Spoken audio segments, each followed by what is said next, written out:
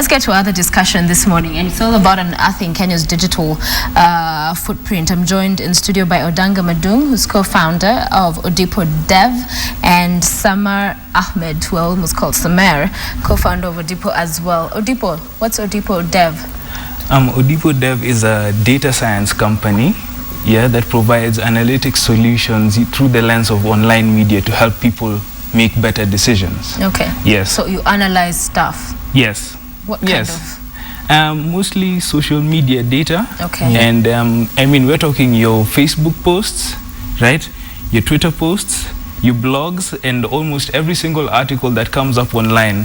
Yeah. Okay. Why are we analyzing? Why are you analyzing this? What does it help to? So you've analyzed my tweets, for example. Yes. Over the past, I don't know how long I've been on Twitter, but 2, 3 years, 5 years. Yeah. Yes. How does that help?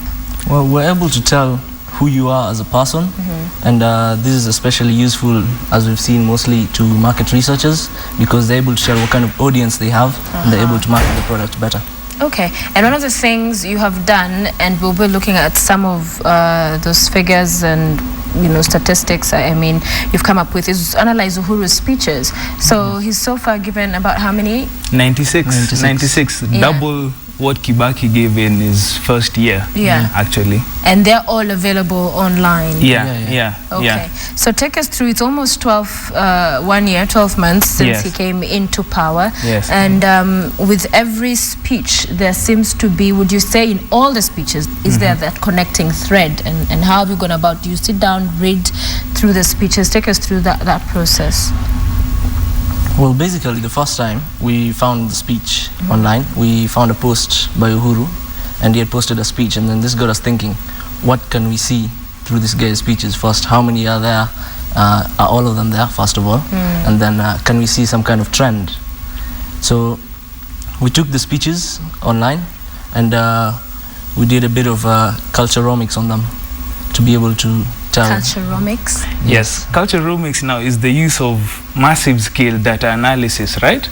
To go ahead and actually try to study human culture. Okay. Right? So we're basically using computers to study history, right? Rather than going ahead and reading every single book in your library, right? What you do is you go ahead and pass them through a computer, and the computer is going to read them for you and bring out the key aspects of the change in culture over time. Okay. Without necessarily reading them. So having gone through his speeches, what have you been able to pick out from the president's words in every of this speech? Okay, now the whole idea was that, first of all, that you'll find that political writers tend to take like one quote, right?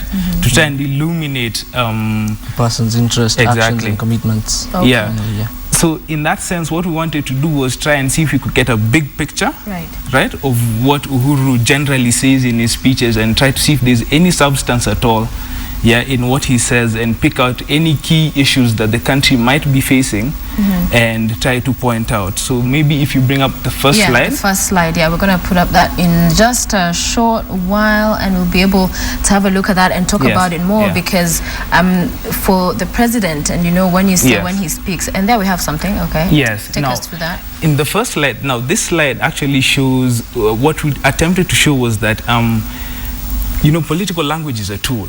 Right? A tool that actually serves the best interests of the user, right? So one thing we noticed was that Uhuru tended to use the word government a lot, instead of, when back in the days of when Moi was president, he would say his government, not his government, but my government. And not my government, but I as president. Right. Me, right? But now in this, in a few cases. But in this case, right, he will constantly use the word my government. Now, whether he's aware of it or not, right, it goes ahead and creates a certain mind shift in the Mwananchi's perception of what the role of the government should be. Right? So maybe you've seen on social media these pictures of Jamini Serikali. Right? Now that is in essence actually the effect that using such a word repetitively goes ahead and brings about on someone. And also brings about inclusivity, teamwork, that it's not just him. Exactly. And also when it comes to people asking for solutions, before they used to ask former President Moi, they used to say, Baba yetu tufanye hivi, tufanye hivi. Now they say serikali, so it shows that there's a dissociation between the president and the government. And he's been able to do that by using those kind of words. It has been able to see, people look at it as the government, not as the man. Can we go back to that chart? Because the other words I saw popping out was Kenya, looks like it's standing out there. There's also Somalia, somewhere over there. So are these some of the other issues that have really been key with the president? Yes, now the whole idea is that you could also take a look at these graphs, right? And pick out the key policies that he tends to be talking about month by month. Right. So in this case, you could actually look and tell what Kenya's major foreign policy action and interest exactly. And maybe the whole idea that foreign policies that are yet to actually go ahead and pay off. With aspects to what he might have wanted to do. So you remember the Westgate attacks. Sadly, most of them, what was the main reason that Al-Shabaab went ahead and came and attacked us? It was as a result of Kenya's presence in Somalia. Right? So it's actually quite possible to see that from the graphs. And some of that, just somebody else would, without this kind of explanation now you're giving, would look at it and it would be like some brain stuff. But we'll go to the next graph and we can continue to talk about that. So for Kenya and Summer, understanding this and getting to see what is priority, because then if those are the kind of words that are popping out from a myriad of other words from a situation, you have quite a number of things that he has said in his speeches, that means that's what is front and center for him. But having gone through all those speeches, what for you sticks out about the president in his first year? Well, like I said, political language is a tool, and there's been a lot of nationalistic rhetoric in his speeches. He's been trying to unite the country behind him, not only because of the Westgate attacks, but even way before. He just kept using words like a nation, Kenya, and such words. We the people of Kenya. We the people. So he's been trying to unite the country, and you've seen it also in his speeches abroad, where he's gone to regional conferences and stuff. He also speaks in a similar manner, trying to unite the region, especially with his key positions now. He's now EAC boss as well. Got into power at a time in a very divisive election, almost right half down the middle. And so then that makes sense to have his speech have all of that together. And at Westgate we had some of those powerful words. Take us through that one. He said in just terms of bringing Kenyans together. Actually now in Westgate I think that was when it was very clear. It's quite clear to actually see that things happened outside the norm. Right, because you could actually see that there were two separate hubs. Right, you could see that on one side you could see the main policy who happened to be about education at the time. So he actually he went through, I think, a few graduations and stuff like that. And then suddenly Westgate happens, and suddenly we're talking about love and consoling and praying, and loss of lives, and loss of lives, terrorism.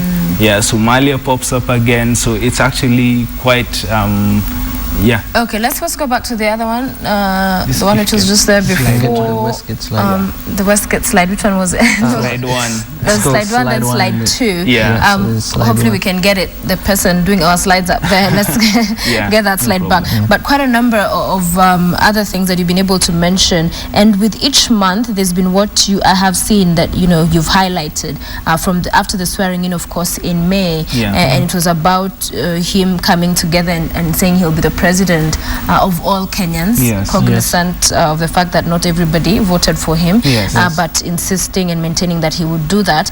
But we've also seen corruption sneak in June, and recently, even now, we're still hearing about him talking a lot about corruption. Has that been in many speeches that he's made? No, it hasn't. Actually, one interesting thing to note is, when you look at the situation of when Uhuru came into power, and when Kibaki came into power, because we also analyzed his speeches, but we didn't put them out there, right? If you look at the initial month where Uhuru was in power and the initial month when Kibaki was in power, Kibaki talked quite a lot about corruption. Actually, almost the whole speech was about corruption. Kibaki. So in terms of what he'd say, So the situation of when Kibaki came into power in 2002, right? And when Uhuru came into power in 2013, 2013, Yes, right? last year. Exactly, last year. You can actually tell that there's a bit of a difference in the approach that he's taking towards the country. Okay. Yeah, Right. and we think this is mainly based on the previous regime that was there. Yeah. Because when you look at Uhuru in relation to Kibaki, he didn't have much to say negatively about the previous regime. But when Kibaki came into power, he had a lot to criticize about the former President Moi. Exactly.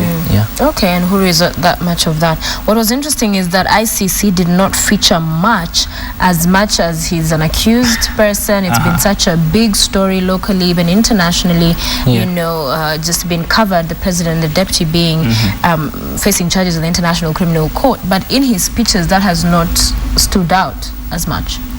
Now, we give our work to a political scientist, Yeah. right? And what she went ahead and told us was that, you see, this whole effort to actually go and galvanize the country together, right?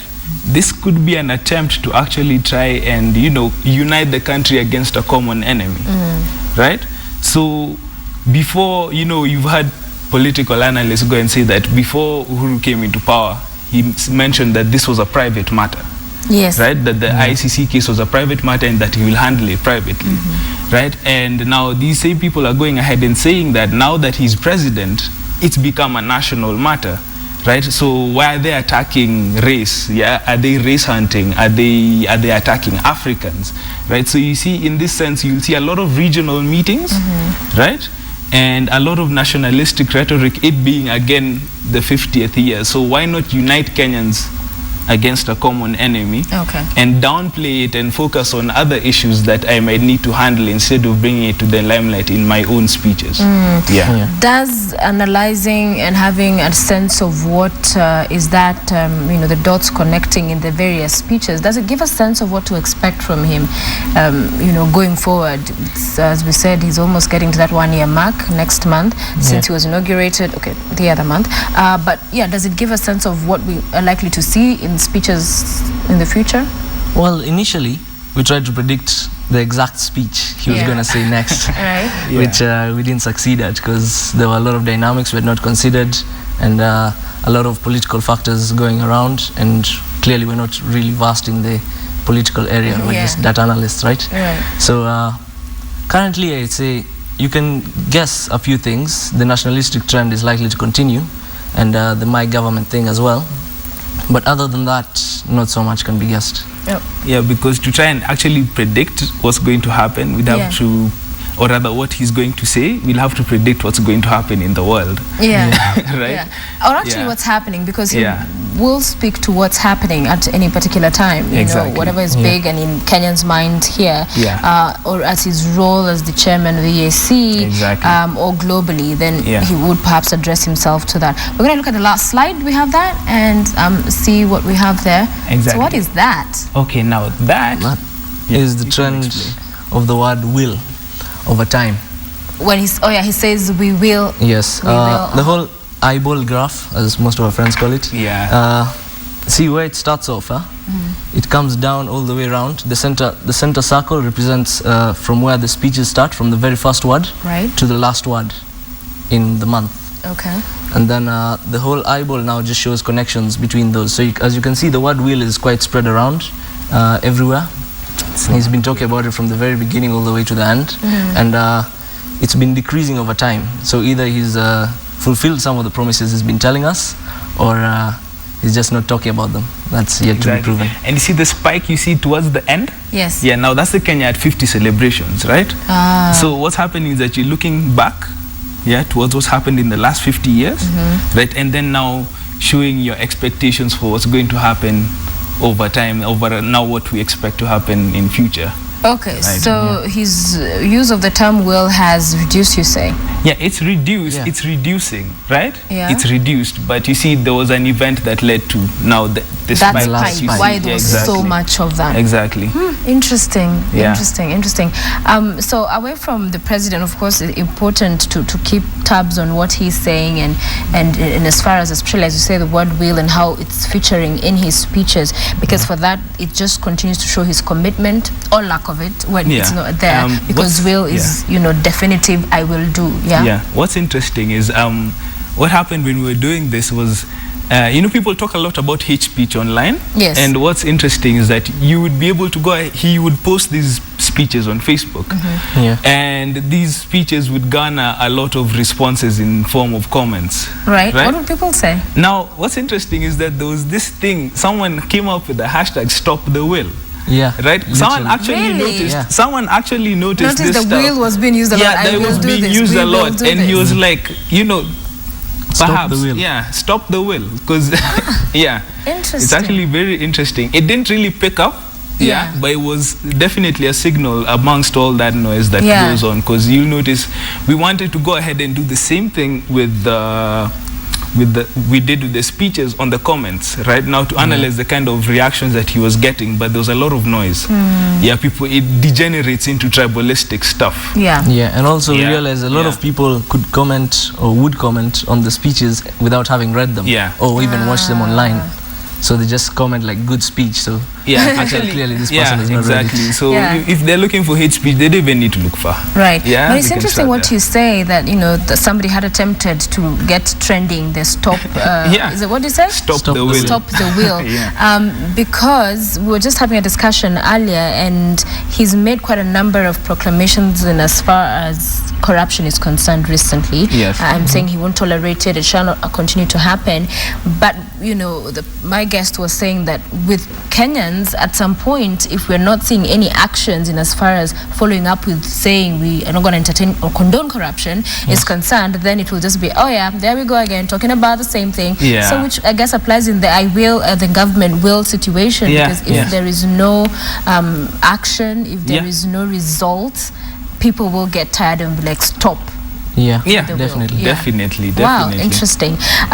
So what in terms of digital migration, we have seen that's one of the campaign tools and promise they made as well, coming into power, the digital government, that everything will be. Have you seen that also just from the wider government with the cabinet secretaries? We see a few of them tweeting here and there in their presence, but is it interestingly enough, we saw something, was it Garissa County? Oh yeah, no, I think what's interesting is I think seeing how not necessarily the government itself, but the Kenyan people are self-organizing on social media to go ahead and engage each other on certain issues online. Right. So we did some research, right, and what we've seen is that 10% of counties are actually represented online with specific Facebook groups, right? And we're talking, and this is just not any ordinary kind of thing. We're seeing places like Narok County, Garissa County. Are they active or is and they're active? They're very active. And this is the thing. Some of them, the county representatives come on and respond. Actually comment and respond to all these things. Okay. So I mean, I think one thing we expect to see as 2014 goes on is to actually see more and more of these counties coming on and embracing these platforms as a way of engaging each other and providing some form of accountability to their representatives. Okay, but is there a sense when they insist they're the digital government or say they are the digital government, is there that feeling among Kenyans? We have, of course, more Kenyans now on social media, interacting online. Breaking news sometimes is broken. You know, many times, if not all the time, on social media. But in terms of the government measuring up to the claim that they are a digital government, is that really? Well, it's still I think it's just a few personalities that we've been able to pick up on our radar. Right. So possibly, I mean, let's start from the president. I think maybe he should be commended for actually going ahead to post his speeches on social media. I think that in itself is leading the pack. Kibaki had all his speeches online, but there were some but he never posted them, and they were really hard to get to. Oh, really? But Uhuru, on the other hand, keeps posting. Every time he makes a speech, he posts it so that other people can see it. What he's saying. Possibly it starts from the top. So maybe it's only left for the rest of the government to go ahead and embrace this whole idea of the digital or whatever they call it right now. Okay. And so commitment, you say, when he's saying I will, he's trying to communicate commitment. But again, commitment without actionables, we've seen that has the reverse effect. In as far as what words you're putting out in the speech. One thing we noticed was that there was a comment that was put at the end of our article. Yeah, someone was like, I have not seen an overly impressed population or foreign policies that have paid off.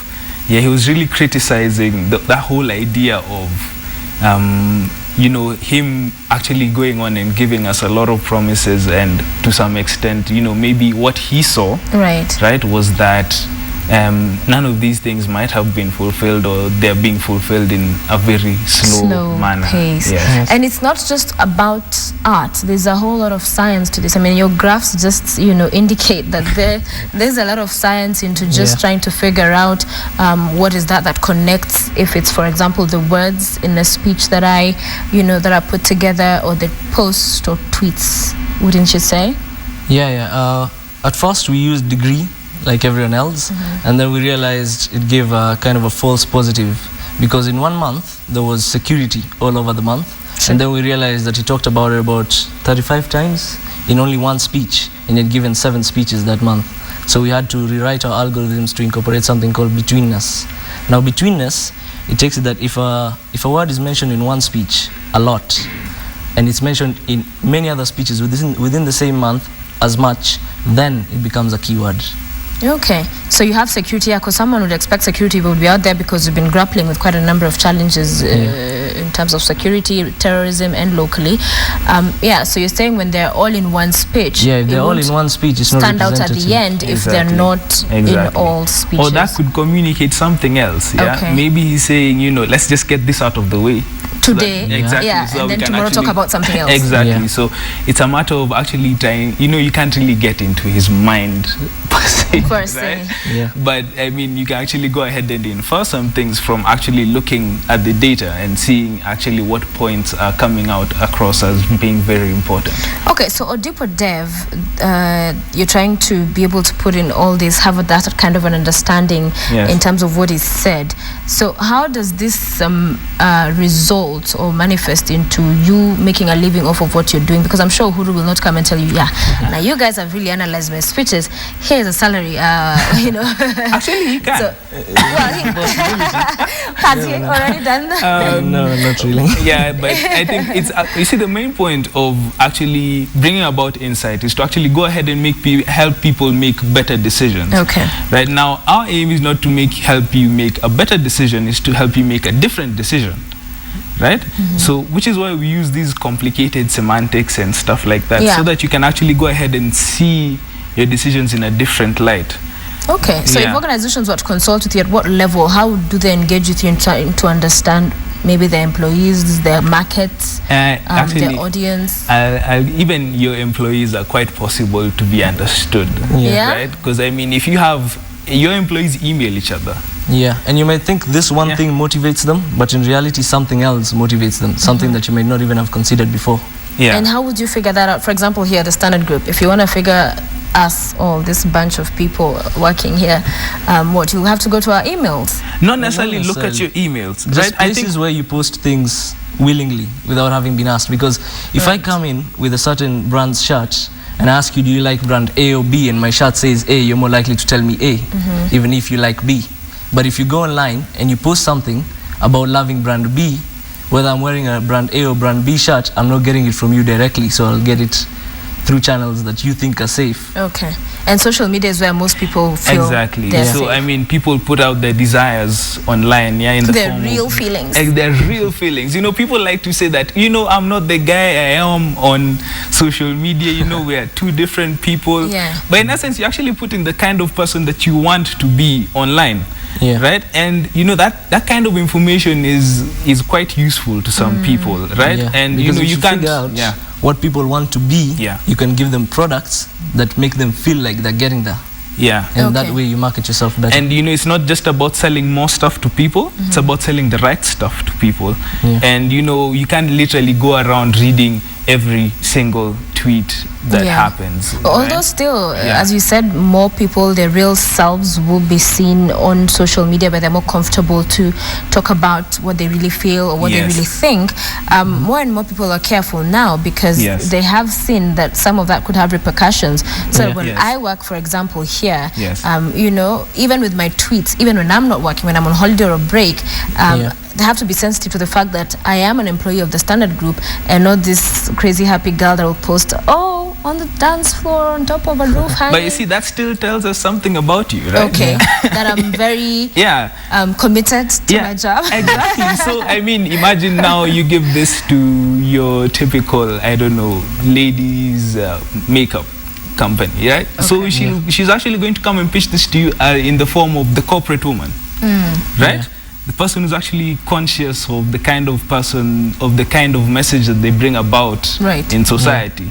And they can actually go ahead and tailor. So it's about how can we tailor our marketing and our products specifically to the kind of demographic we're targeting. All right, finally, as we bring this to a close, both of you, what does what you do now present as an opportunity for business, for organizations? What in what you're doing should they be looking at in engaging, you know, this kind of analysis, this kind of being able to understand people's, their thinking, what they're saying and what they really mean, what really is important to them? What's the opportunity here? I'll start with you, Samar. Well, what we do is kind of different from what most data companies do. Yeah. Most people are used to data being in spreadsheets and stuff like that. But that's not the case when you go online. Everything is text, it's everywhere. Data managing is the hardest part of our job. Right. Just getting that data together. And in reality, what we provide is information that can help you make better decisions. That's the whole point of big data. Okay. Because if you make a decision and it's the wrong decision because you didn't have the right information, then that could have huge repercussions. So we provide you with the information we think you need to make better decisions, especially in terms of marketing, product development, and so much more. Excellent. And you, sir? I think one thing people don't know is that 1% of the world's data is analyzed. 1%. We have generated more data in the last 2 years than we ever have in humanity. Right? Wow. So, I mean, for us, it's not just about the companies. I think the people who go ahead and analyze this data are the heroes of the modern age. Yeah, I'm not saying we're heroes, but... Do you say the heroes coming up? Yeah, I think that basically the heroes of the modern age. And there's, I mean, the more... All this data that is actually being accumulated is just a sign of how our human systems are growing, right? So for me, I think there's the opportunity not just for companies, but for humans to go ahead and understand their culture better than ever before. Right? And we can ask questions of ourselves that we never thought we could answer. Yeah. So, I mean, the whole idea of what makes us Kenyan, I think it's actually within our grasp. It's something we have tried time and time again.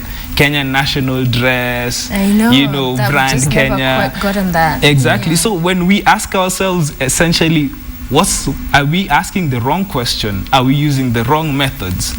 Right? There's a wealth of data that and methods that can allow us to actually pursue the right answers. Right. Yeah. So it pretty much paints the picture. You get a clearer understanding. Exactly, because we're documenting ourselves every single day. We're writing tweets. We're writing articles. So even without knowing it, it's happening. Without knowing there are books that have been compiled just based on someone's tweets. Exactly. Miley Cyrus's tweets were put into a book. I mean, this thing is actually providing us with more and more frontiers for exploration like we have never seen before. And it's only the beginning. I can tell you, it's only the beginning. An excellent work you're doing. We wish you the best. Thank you. Odanga Madung, Samar Ahmed, co-founders of Odipo Dev, thank you for being with us on Morning Express today, and all the best. We hope you can analyze something on Morning Express. And actually, we'll send you something. Yeah, send us something. Send us something. We could do some business, eh? Yeah. We're going to take a short break now. When we return, Chris Hart will be with us in studio. We'll be talking about Valentine's Day. That's coming up on Friday. I don't know if these gentlemen are into this kind of a thing. Do you have a plan for Valentine's? Just put you on the spot real quick. we walk through Christmas, so yeah, hopefully we'll see if we'll be working. What do you mean through Christmas? Valentine's. Oh, okay. I was wondering where Christmas and Valentine are coming together. You might be working. Christmas is, well, to most people more important than Valentine's. Yes. So Yeah, if you get the Christmas, message. you get the message. Yeah, you get the message. Well, maybe you'll tell us about what people are saying online on that particular day. Very I'm sure valuable. Valentine's in itself, the word will be trending on Twitter.